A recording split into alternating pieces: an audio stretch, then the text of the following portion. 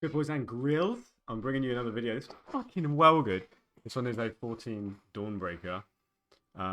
Mate, I absolutely creamed the logs here. I'm certain this is actually a rank 1. I think I finished on like 7.5 mil, and looking at logs, it's like 6.5 is the top log for a Frost DK. 7 mil is top log overall. But I know that Warcraft logs takes off a couple 100k, but surely not enough to dethrone that number 1. That's 100% number 1. Don't care. Don't speak to me. Anyway, on this first pull, I have a Nether Prism equipped, Nether Prism and Pacemaker, and I decided I'm just going to send Pillar here because I've got Lust next, and this gives me some time to stack up my Nether Prism. So I think, yeah, I'm just going to do a little Pillar window.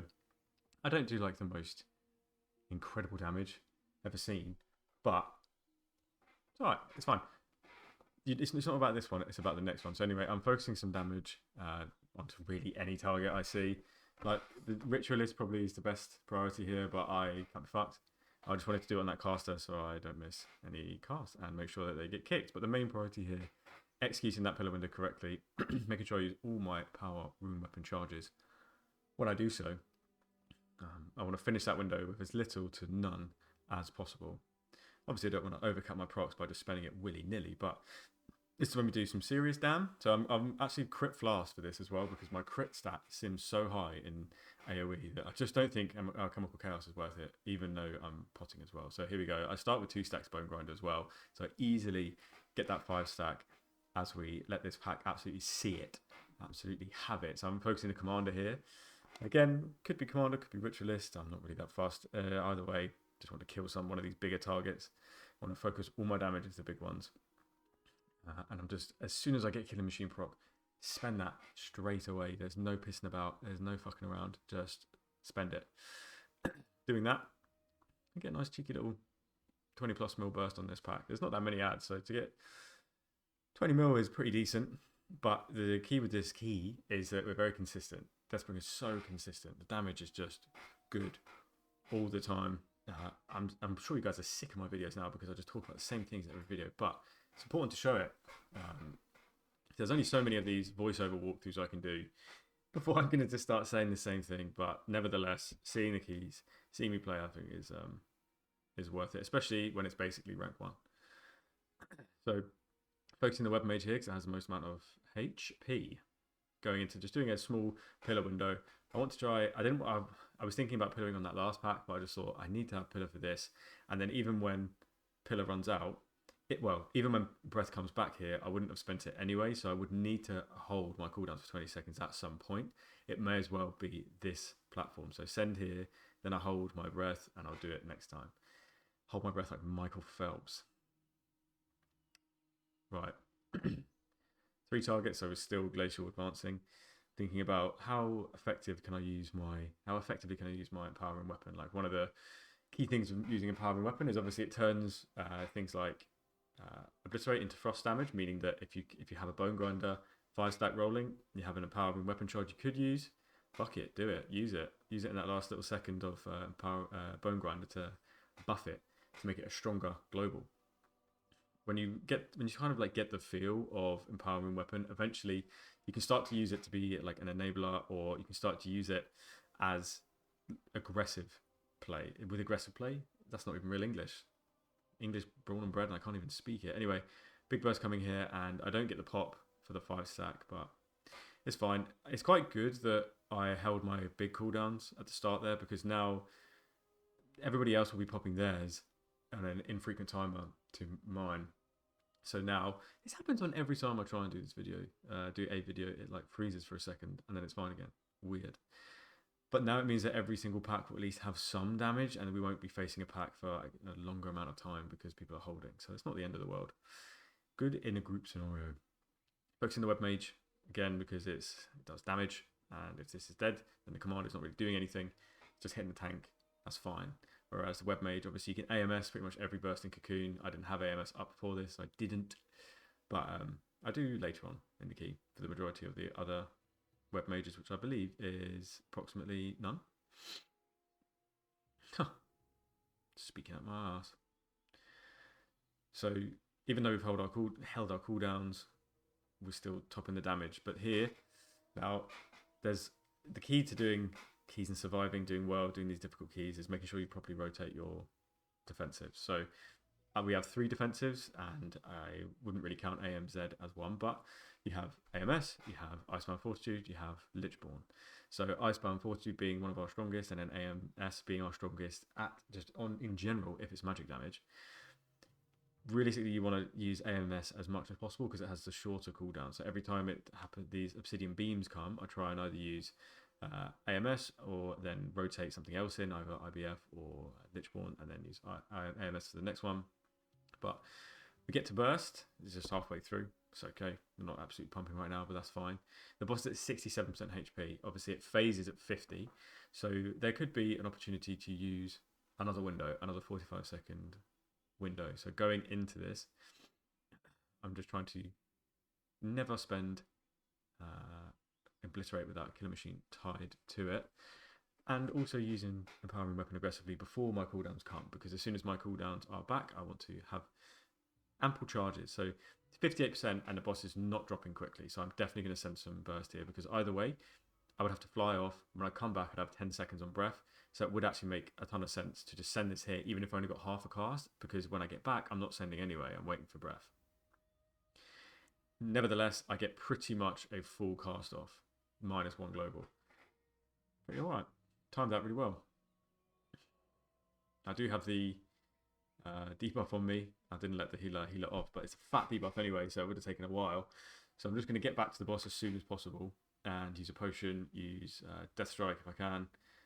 I don't want to die here. That would suck. Now we have all of our cooldowns. You see, if I'd have held that pillar, I would have literally just wasted a cast.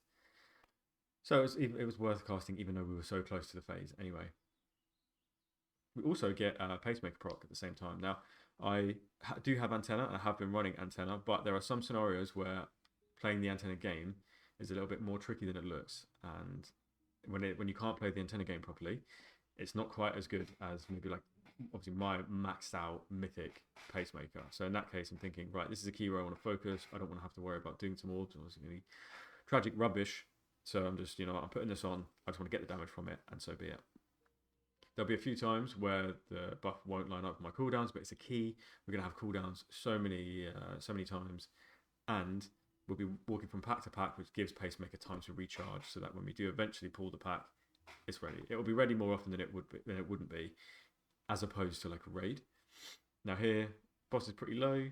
Nice time to use our 45-second burst, because I think it would definitely be dead by the time the other burst come back, so fine. Now here's a little bit spicy. I'm like, shit, I might die here. Take 1 tick of that and get out. It's better to take 1 tick of that shit than it is to go through the beam, because the beam will kill you. 1%. And we're good. We're still gaming, we're still top, but the thing about Dawnbreaker is naturally the overall is a lot smaller, and that's because there's quite a lot of single target, quite a lot of low target count, quite a long period of time where you're just doing single target. But the whole first half of the dungeon is such small target counts that you can't help but have a lower overall as compared to like Floodgate, Atonement, something like that. Don't know what happens here, a little bit graphic glitching. I don't exactly execute this opener the best I would have liked to, but it's because I didn't realise, oh shit, I need to grip that guy in. So let's do it. I almost died. Now I'm focusing on what can I interrupt, what do I need to interrupt, is anything here casting anything? No, alright, let's burst. There we go. So got a nice little weak aura that I made that tells me when to use Empower Rude Weapon if I'm focused on something else. And there's a key moment in the fight in which Empowering Weapon would be helpful. So for example, if I have no Killer Machine procs and I'm at 4 stacks Bone Grinder, it will flash up my Empowering Weapon for me to use it. Now, being a DK here, a lot of these abilities are channels, which are the most dangerous abilities, but with 1 grip, you can just disrupt the mob and they'll stop casting it, which means you can keep your interrupt for something that isn't like that. So like a Night Bolt, Umbral Barrier, and then you can just grip Tormenting, whatever it's called, instead. Obviously here, you can always AMS the Abyssal Blast, which I try to do as much as I can. So on 2 targets, when you have Remorseless Winter up, Frost Scythe does do more damage, but if you are looking to prioritize some damage into something, of course, just doing Obliterate instead centralizes that damage into 1 target. That's normally better, because you do want to funnel off of secondary targets, especially on something like this, where you don't actually have anything else to fight. But I do believe we do actually pull some more shite anyway, so it doesn't actually matter too much. But yeah, funnel, that guy dies. Into which, fastest CR in the West, and getting back up. So I wasn't too sure when we were popping anything here, if we were pulling that or not, because the healer died, but we do. So I'm kind of just waiting on this bone grinder to run out. I used AMS because I thought that Abyssal Blast was the one from the boss, or the mini boss, but it actually wasn't. It's from the pack, annoyingly. Anyway, I'm going to stand in this with Lichborn because I'm bursting, dude. I'm not getting out of that. And I knew that I would survive with Lichborn. I didn't know. I just chanced it. And it worked out.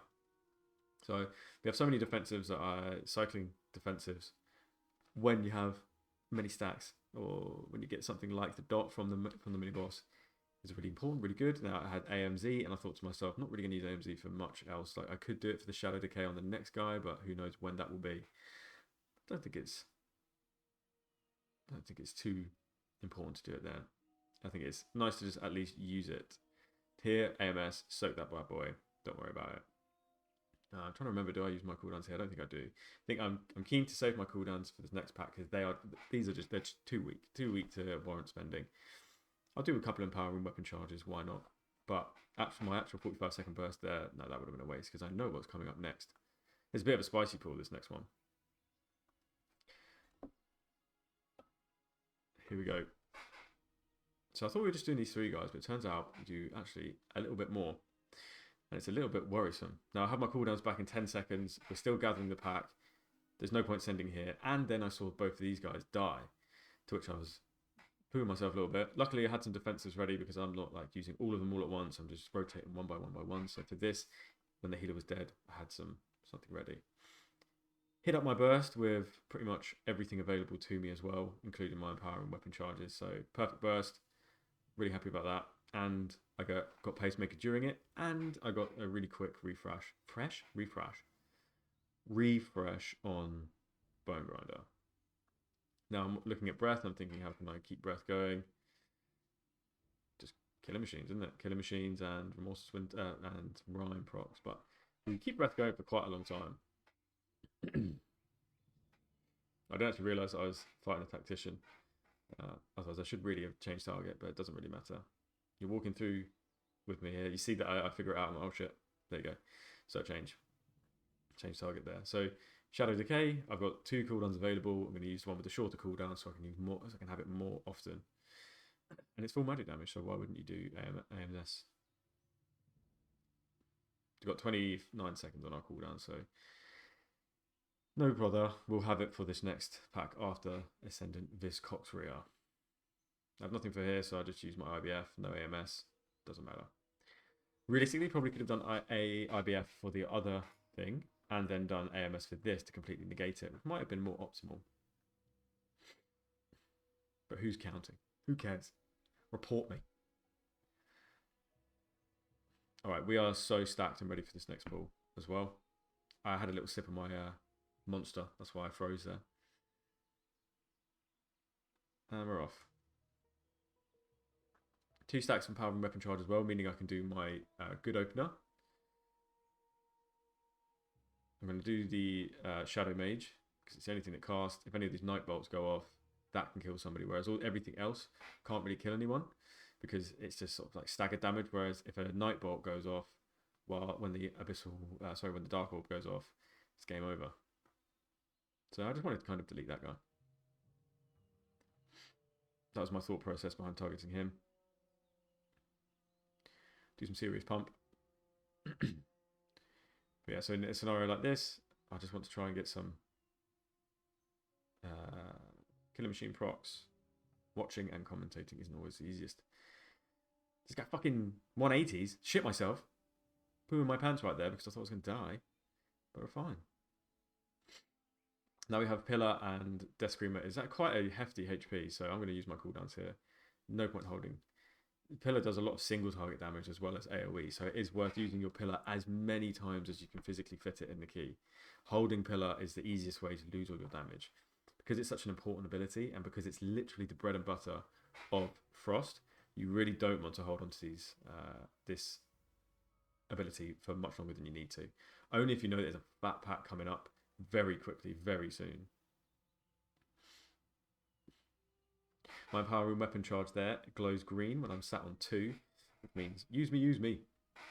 So here we have loads of casters, and as a DK, we can handle these casters terrifically. Now, one piece of advice I do suggest is always go long grip in the left-hand side of your talent tree.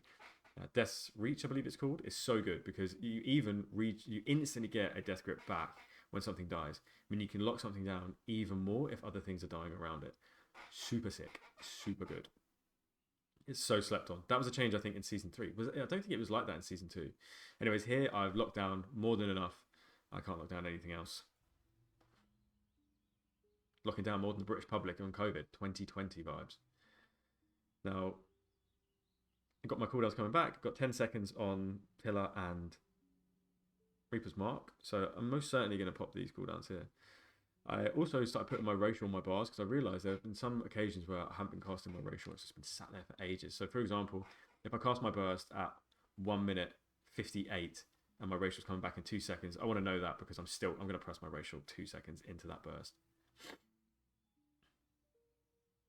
I think even if you macro stuff together, it's still important to see it.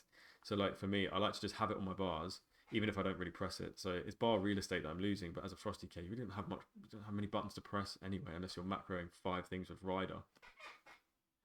It's a fat L. If you play Rider, you smell. Just saying. Deathbringer all the way. So I've got 6 seconds till my big burst. I actually don't know what the tank's going to do here. I don't know if he's going to pull it with the boss or not, but either way, I'm going to hold my cooldowns for the ads on this boss no matter what. So realistically, the ads kind of spawn 25 to 30 seconds in. So popping my cooldowns here and then pulling the boss when I've got like 15 seconds left of them is fine. That's actually optimal because you always 10 out of 10 pop your cooldowns on the ads. And the ads line up, therefore, after when you do that. So it's always worth it. Because you get so much funnel as well from hitting other things with your pillar, with the Remorseless Winter. It's super important to do that. Super important to cleave Remorseless Winter as much as you possibly can. I actively grip things into me to get that additional mastery stack. Sometimes, I'm pretty sure it works most of the time, but here, everything's so healthy still. I'm going to do another pillar window. There's no point. What am I saving it for? Because I need to save it anyway. So I may as well cast it. And at least I get some damage done on the end of the pack, even if I didn't get any done at the start of these new mobs. I got a full usage out of it anyway, so 100% worth. Now this guy's going to die, and we're going to do the boss. It's been pretty clean so far. A couple of deaths from, well, I say pretty clean for me. I haven't died. So, also, by holding cooldowns for the ads, I'm stacking up my Nether Prison more and more and more. So it's going to be such a massive burst.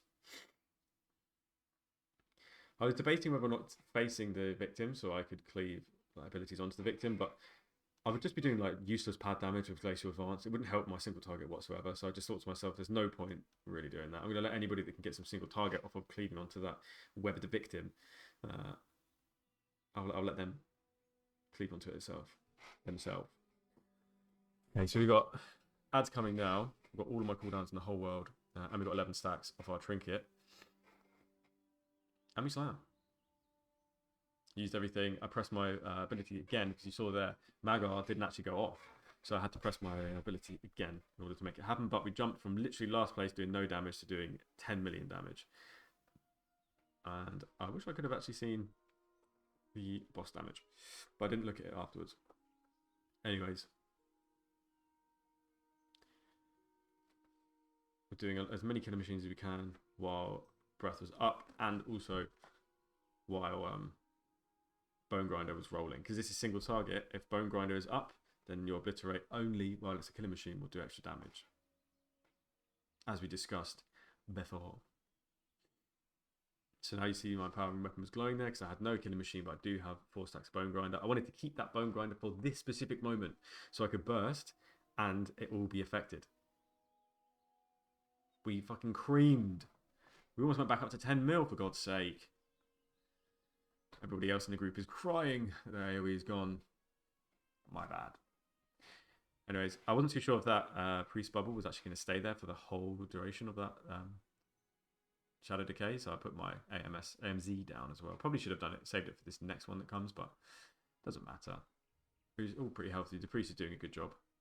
Now here, I just don't really have anything, but nobody else has anything either, so it's okay. We're going to have it at least. The main thing I'm focusing on is trying to get my burst off as quick as I can, so I can at least cleave everything with my Remorseless Winter, and now have that 5-stack 4-pillar. So I'm not really... this is all just single target pad damage, but that's fine. That's what we want. We want the boss to die.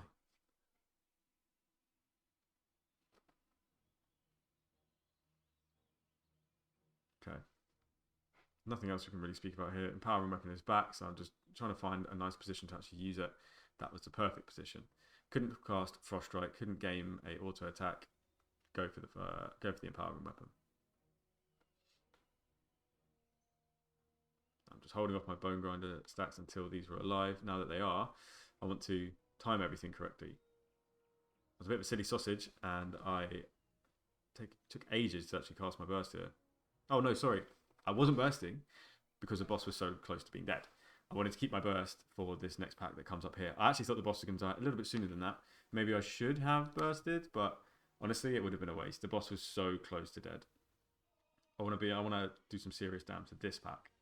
I've got 20 seconds on breath. Actually, thinking back on it now, maybe I should have just bursted because I was going to hold my cooldowns anyway. So if I'd have actually cast my pillar as soon as it came up, I would have found some worth. Not loads, but it would have found at least some because I held anyway. I may as well have just done it for a half cast. Get half value because I wasn't alive for the full thing. It doesn't matter. Anyway, going to burst now. I like to keep an AMS for Tormenting Eruption when I get it, because it really hurts. It really does hurt. You want to kind of pre-spread a little bit for that, but because we have a Feral Druid, I can accidentally kill the Feral Druid, and maybe I will when the next cast comes. Who knows? Anyways, we get that 4-stack into 5. I'm trying to position myself in a way where I can make sure that all my abilities cleave, because the actual cone from... There he goes. Oh, sorry. The actual cone from Frost Scythe isn't that large. It's fine. It's large, but it's not that large. I did a little naked obliterate there because I wanted to keep my stacks for my burst. I wanted to keep my Empowering Weapon charge for my burst here because I knew it was coming back up. Didn't mind if the Bone Grinder dropped. I would have liked to have kept it rolling, but I was too focused on doing other things. Life is not always fair. But yeah, we're sat at 8.3 mil now. I think my Nether Prism actually pulled the boss, which is fun. Nether Prism fucking constantly pulls shit.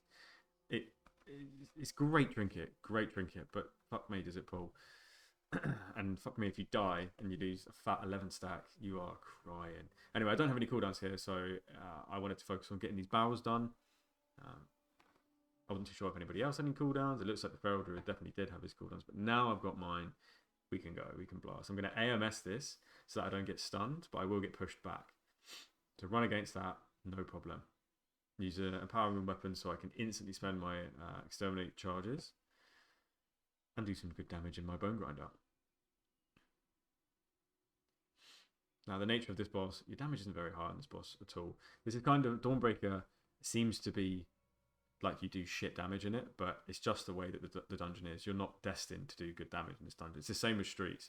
You're not destined to do high damage in Streets because there's many low target count pulls. So something like a 7 million overall is a good overall. That's a good overall to have in something like Streets.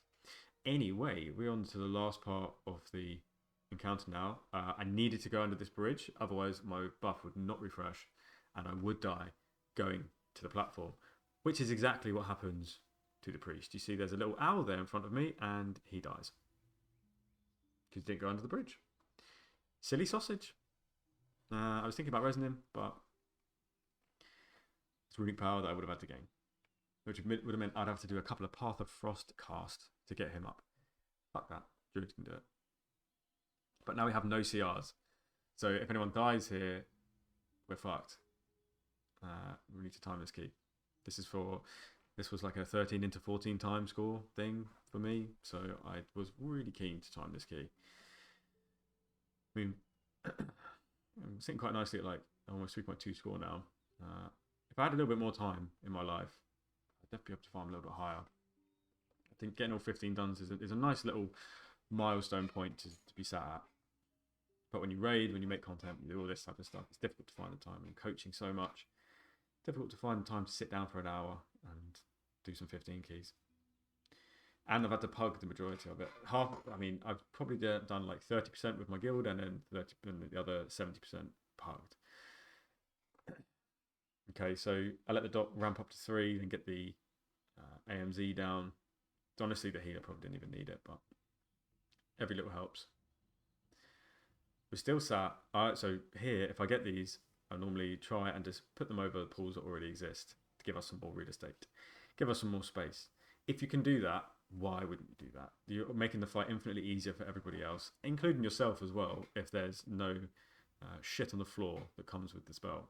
You as a DK, it's your primary job to find things that you can just stack on top of each other because of things like AMS, because we're very tanky. Easy peasy. Okay. I don't have anything to negate the damage of this, but I do have DA, so at least I don't get pushed back. Now I'm going to go and put it on some shit that's already there. So you barely take any damage just by going in the crap. So you may as well just stack on top of each other. Now I do have my full burst coming up as well, and 2 charges of Empowerment Weapon. Life's good. Let's get this bread. 5 stack of Bone Grinder before Reaper's Mark goes off. Have you ever seen a nicer sight? Creeping our damage back up. We're sat at, what's that, 7.6 mil overall at the moment. I think rank 1 on the logs at the moment. I mean, when you do upload a log, it does take off like 300, 400k damage. So I think rank 1 is like 7.1. So this has got to be close at least. And then rank 1 for Frost is like 6.6 or some shit. So to be doing a whole million above that, this has got to be the best by far. It would be ideal if one of the people in this group uploaded the key, because I didn't combat log. I should start doing that, I think. It would be good for the content as well. Review my own logs. Anyway, putting more shit on top of more shit. This time I got a little bit scared, so did a little death advance. Did a little death strike to keep myself alive, and then we finished the key. Good job, everybody that attended this key. Finished on 7.47 mil. That is terrific damage for Dawnbreaker. And let's just pause the video. Let's just pause the video. Look at the damage breakdown. Yeah, I mean, Remorseless Winter, I would have liked to see a bit more damage from that, but I don't honestly think I could have done more damage with this. I think this is a nice breakdown to see. I think all the damaging parts look correct. But yes, thanks very much for joining me in this key. If you are interested in my UI or coaching, the links are in the description down below. And join my Discord if you want to be a part of my community. I'm very active there. I'm proper active in that chat. But make sure to like and subscribe if you want to see more. I try and keep up a daily upload schedule if I can, but if not, you'll get it when you get it. Bye, everyone. Bye.